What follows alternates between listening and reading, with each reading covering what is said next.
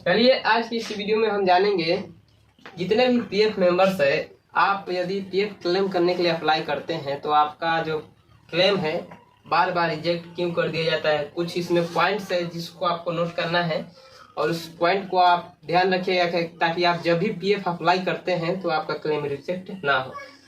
काफ़ी सारे PF members है जिसका कमेंट मेरे पास आता है और उनका पीएफ क्लेम रिजेक्ट हो जाता है। वो बताते हैं कि मैंने सही अप्लाई किया है फिर भी मेरा क्लेम जो है रिजेक्ट ईपीएफओ डिपार्टमेंट की तरफ से कर दिया जाता है। तो आज की इस वीडियो में जानेंगे पूरी जानकारी और कुछ पॉइंट हम बताएंगे, उस पॉइंट को आप ध्यान रखिएगा जिसकी वजह से आपका जो क्लेम है वो रिजेक्ट ना हो।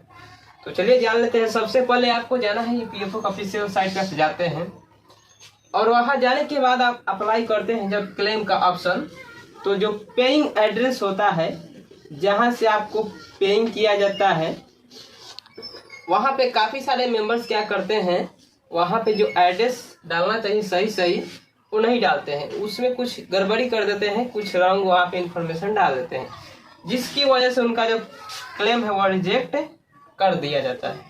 दूसरा पॉइंट चलिए हम देख लेते हैं। दूसरा पॉइंट क्या हो सकता है, जो पासबुक का जो साइज होता है, जब भी आप पीएफ क्लेम करते हैं तो वहाँ आपको जो पासबुक का साइज अपलोड करने के लिए कहा जाता है, उसका जो मिनिमम साइज है वो 100 KB होना चाहिए, राइट, 100 KB, और उसका जो मैक्सिमम साइज है 500 KB के होना चाहिए। इन्हीं साइज का आपको पासबुक का जो होता है या कैंसिल चेक भी आप अपलोड कर सकते हैं। लेकिन इसमें दिक्कत क्या होता है कि काफ़ी सारे जो पीएफ मेंबर्स हैं वो 100 KB से कम कर देते हैं या 500 KB से ज़्यादा करके अपलोड कर देते हैं, जिसकी वजह से उनका जो पीएफ क्लेम है वो रिजेक्ट हो जाता है। तो दूसरा पॉइंट ये है। उसके बाद यहाँ पे देख सकते हैं क्या गड़बड़ हो सकता है यहाँ पे। तो चलिए सबसे पहले हम देख लेते हैं। आप जब ईपीएफओ का ऑफिशियल साइट पे जाते हैं तो यहाँ आप ध्यान रखिए कि जो पेइंग एड्रेस है, जो आपके पासबुक या आधार कार्ड पर जो एड्रेस है वही डालिएगा। मैं रिकमेंड करूंगा कि जो आपने केवाईसी के वक्त पासबुक उसमें अपडेट कराए हैं उसी का एड्रेस वहाँ पे डालिए। उसके बाद जो पासबुक का साइज है उसका मिनिमम साइज होना चाहिए 100 KB और मैक्सिमम साइज होना चाहिए 500 KB। इन्हीं के बीच आप अपलोड कीजिए ताकि आपका जो क्लेम है वो रिजेक्ट ना हो। उसके बाद तीसरा गलती क्या करते हैं काफी सारे पीएफ मेंबर से, चले जान लेते हैं।